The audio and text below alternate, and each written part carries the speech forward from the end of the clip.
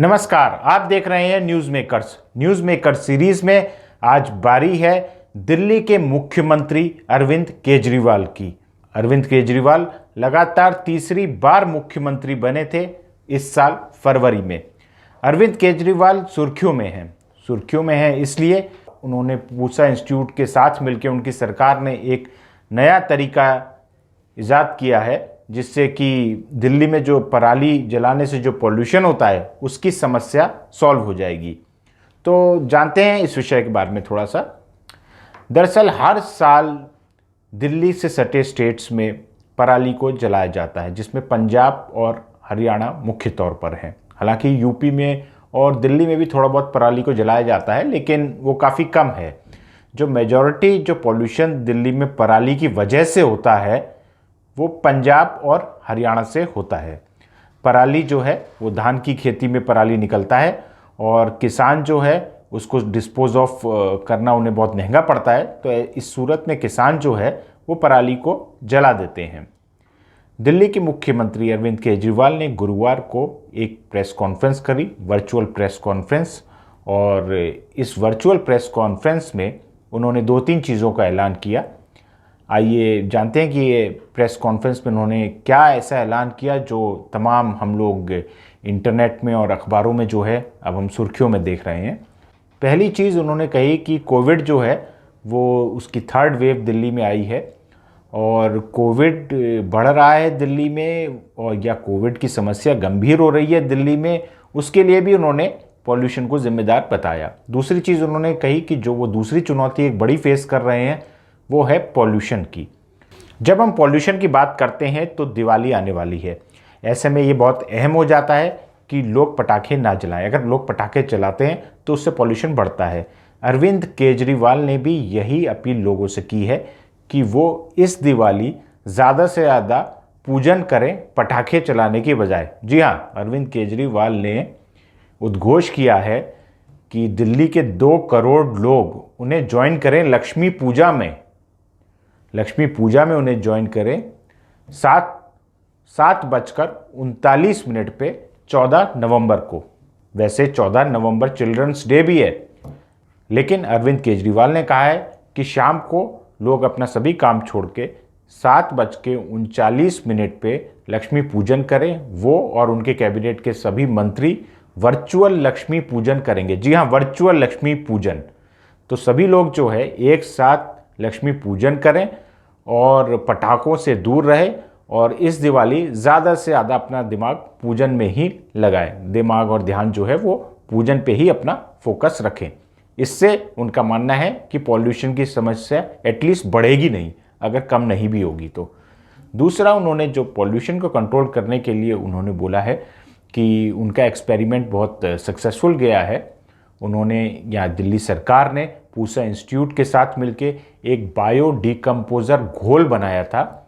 इस bio decomposer घोल को 13 अक्टूबर को हिरनकी गांव में खेत में, जी हाँ दिल्ली में एक गांव है हिरनकी नाम का, उसके खेत में, ये रूरल बेल्ट पे पड़ता है हिरनकी, उसके खेत में पराली के ऊपर बायो डिकम्पोज़र को छिड़का गया। बायो डिकम्पोज़र ये घोल है, एक लिक्विड है जिसको छिड़का गया, और 15 दिन बाद जाकर के जब 28 अक्टूबर को देखा गया तो पाया गया कि 90% पराली जो है वो गल चुकी थी। और 20 दिन बाद जब वहाँ गए तो लगभग 100%, जी हाँ लगभग 100% पराली गल चुकी थी। ये बहुत बड़ी चीज़ है। यहाँ गौर करने की बात है कि दिल्ली में पॉल्यूशन बढ़ने की 3 वजह हैं। वो 3 वजह हैं, इसमें जो पहली वजह आती है वो है पराली का जलना। पराली के जलने से दिल्ली में ऐसा माना जाता है कि 42% इस समय जो पॉल्यूशन है वो पराली के जलने की वजह से है। दूसरा, हवा का कम हो जाना। इस समय साल के इस समय में थोड़ी हवा कम फ्लो करती है, हर साल ही होता है ये नवंबर के महीने में। उससे भी AQI यानी कि एयर क्वालिटी इंडेक्स वो डाउन जाता है। और तीसरी बड़ी वजह है टेम्परेचर का कम होना। टेम्परेचर के कम होने से भी जो पॉल्यूशन का गुबार है वो और ज़्यादा घना हो जाता है। तो इन तीनों समस्याओं की वजह से दिल्ली में हर साल नवंबर के महीने में, ख़ास तौर पे नवंबर या अर्ली दिसंबर के महीने में हम देखते हैं कि एक प्रदूषण का गुबार आ जाता है और इस प्रदूषण के गुबार को लेकर के देश भर के सभी मौसम वैज्ञानिक काफ़ी चिंतित रहते हैं। पॉल्यूशन की जो बॉडीज़ हैं वो भी चिंतित रहती हैं, क्योंकि ये बहुत ही ज़्यादा हार्मफुल है। जी हाँ, ये बहुत ही ज़्यादा हार्मफुल गुबार होता है, ख़ास तौर पे बच्चों के लिए, और जो वृद्ध लोग हैं या जिनकी एज ज़्यादा है उनके लिए ये बहुत ही बुरा गुबार होता है। और ऐसे में कोरोना भी इस बार आ गया है तो दिल्ली के लोगों की मुश्किलें और ज़्यादा बढ़ गई हैं। अरविंद केजरीवाल ने इस बार लोगों से उद्घोष किया है कि वो उनके साथ लक्ष्मी पूजन करें। जी हाँ, उनके साथ और उनके कैबिनेट के साथ 7:39 को 14 नवंबर को ऐसा ही कुछ उन्होंने पिछले साल भी किया था, जिसका उन्होंने प्रेस कॉन्फ्रेंस में जिक्र भी किया। उन्होंने कहा कि उन्होंने कनॉट प्लेस में एक लेज़र का शो किया था पिछले साल और जिसे देखने बहुत सारे लोग आए थे। वो चाहते हैं कि जिस तरीके से पिछले साल का दिवाली पे कनॉट प्लेस का शो जो है सक्सेसफुल हुआ था, उसी तरह इस साल जो लक्ष्मी पूजन कर रहे हैं, जो वर्चुअल लक्ष्मी पूजन कर रहे हैं, जिसे कुछ सेलेक्टेड चैनल, जी हाँ कुछ सेलेक्टेड चैनल उसको लाइव शो भी करेंगे, वो भी उसी तरीके से सक्सेसफुल हो जैसा कि पिछले साल का लेज़र शो हुआ था। तो अब हम जाते हैं अरविंद केजरीवाल की राजनीति पे, क्योंकि अरविंद केजरीवाल एक्टिविस्ट रहे हैं, लेकिन आज की तारीख में वो एक धुरंधर राजनेता हैं और वो बिना राजनीति के या बिना कुछ सोचे समझे कोई भी कदम नहीं उठाते हैं। अरविंद केजरीवाल ने पराली की समस्या का सॉल्यूशन किया है, इसका टाइमिंग जो है वो भी देखने की ज़रूरत है। जी हाँ, अरविंद केजरीवाल दिल्ली के बाद जिस राज्य को टारगेट कर रहे हैं, जहाँ पर उनके सबसे ज़्यादा एक्टिविस्ट हैं, जिस राज्य को वो अपने कब्ज़े में लेना चाहते हैं, जिस राज्य में वो आम आदमी पार्टी को फैलाना चाहते हैं, उसका राज स्थापित करना चाहते हैं, वो राज्य है पंजाब। पंजाब में पराली की एक बड़ी समस्या है और अरविंद केजरीवाल ने प्रेस कॉन्फ्रेंस में बाकायदा ये कहा कि जो दूसरे राज्य हैं जहाँ से पराली की समस्या आ रही है, और उन्होंने ये घोल बनाया है, दिल्ली सरकार ने पूसा इंस्टीट्यूट के साथ ये घोल बनाया है और उसके जो सकारात्मक रिजल्ट्स हैं, इन्हें लेकर उन्होंने बोला है कि वो सुप्रीम कोर्ट भी जाएंगे और पॉल्यूशन के कमीशन के पास भी जाएंगे और केंद्र सरकार के पास भी जाएंगे। उन्होंने ये भी कहा है कि उन्होंने केंद्र सरकार के पर्यावरण मंत्री से मिलने का समय भी मांगा था, पर शायद वो बहुत ज़्यादा बिजी थे और उन्हें केजरीवाल से मिलने का समय नहीं था। ऐसा केजरीवाल ने क्लेम किया है कि वो मिलना चाहते थे केंद्र सरकार के पर्यावरण मंत्री से, लेकिन पर्यावरण मंत्री ने उन्हें समय नहीं दिया या पर्यावरण मंत्री बिजी थे। तो केजरीवाल जो है अब पॉल्यूशन पर राजनीति की तैयारी कर रहे हैं। ध्यान देने की बात है कि मार्च 2022, जी हाँ मार्च 2022, ये बहुत कम समय है, सिर्फ 15 महीने का समय है, पंजाब में चुनाव है। ध्यान देने की बात है कि पंजाब राज्य को लेके अरविंद केजरीवाल की हमेशा से जो है वो राजनीतिक महत्वाकांक्षा रही है। जब से वो राजनीति में आए हैं वो पंजाब को टारगेट करते रहे हैं और पिछले इलेक्शन में उन्हें रिलेटिव कामयाबी भी मिली। 20 के लगभग उनके एमएलए हैं, हालांकि डिफरेंस बहुत ज़्यादा है। कैप्टन अमरिंदर सिंह के कांग्रेस के जो है वो 75 से ज़्यादा एमएलए हैं, लेकिन किसान नाराज़ हैं।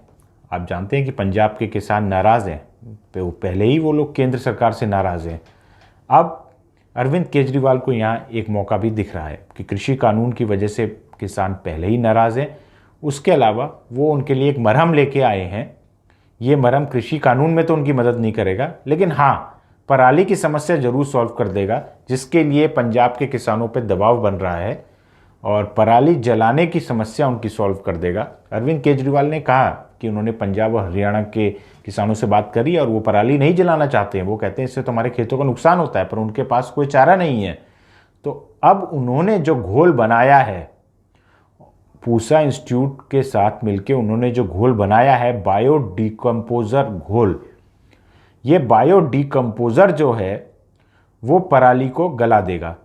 तो पंजाब और हरियाणा के किसानों को अपना स्टबल यानी कि पराली जो है वो जलाने की ज़रूरत नहीं पड़ेगी और उस वजह से पॉल्यूशन नहीं होगा और उससे दिल्ली की जनता को भी फ़ायदा मिलेगा। तो पराली को गलाने की अगर कोई टेक्नोलॉजी आई है तो निश्चित तौर पे इससे पॉल्यूशन तो कम होगा, लेकिन अरविंद केजरीवाल को साथ ही साथ राजनीतिक फ़ायदा भी होगा।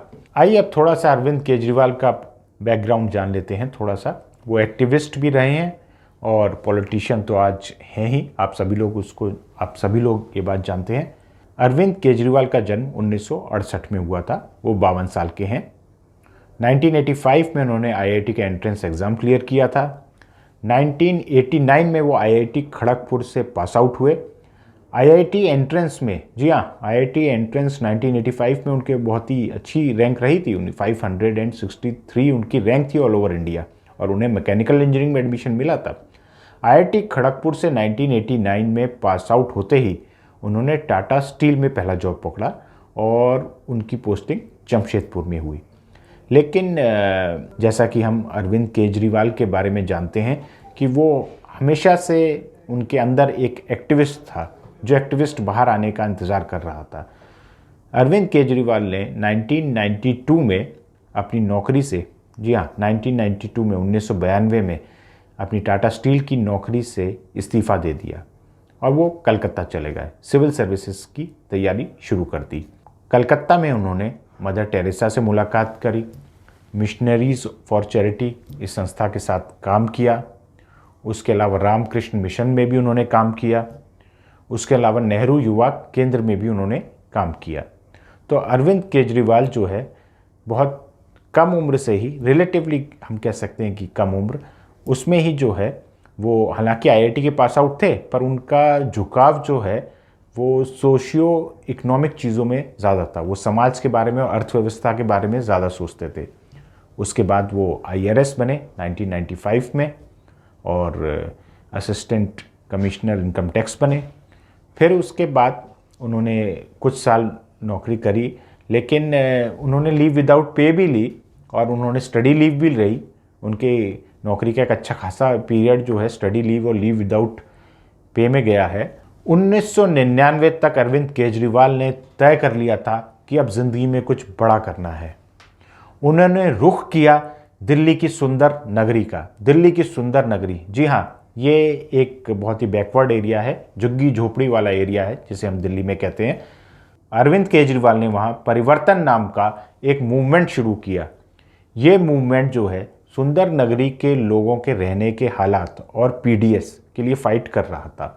1999 में परिवर्तन की शुरुआत हुई थी। 1999 में परिवर्तन में उनके साथ अभी के उप मुख्यमंत्री मनीष सिसोदिया उनके साथ जुड़े थे। 1999 में अरविंद केजरीवाल और मनीष सिसोदिया की बॉन्डिंग की शुरुआत हुई थी। इसके बाद दोनों ने पीछे मुड़ करके नहीं देखा। सुंदर नगरी में परिवर्तन के लिए जब फंड्स इकट्ठे करने पड़े तो इन्होंने इंडिविजुअल कॉन्ट्रीब्यूशंस का सहारा लिया। उसके बाद धीरे धीरे करके इन्हें एनजीओ की भूमिका समझ में आई और साल 2005 में इन्होंने कबीर नाम की एक एनजीओ खोली जो कि इंस्टीट्यूशनल डोनेशंस लेती थी।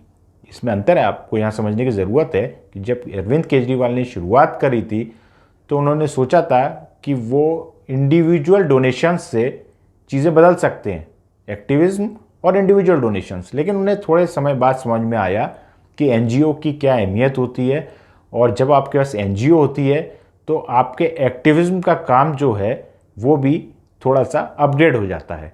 तो उन्होंने अपने काम को अपग्रेड किया। 2005 में उन्होंने कबीर नाम की एनजीओ को रजिस्टर कराया।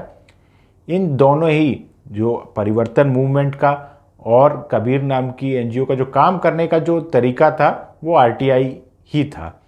ऐसा माना जाता है कि साल 2005 में जिस स्वरूप में हमने आरटीआई के एक्ट को देखा, जिस स्वरूप में आरटीआई का एक्ट आया, उसके लिए पूरे देश में नेशनल लेवल पर जो कैंपेन चलाई गई उसमें अरविंद केजरीवाल का एक बहुत बड़ा रोल था।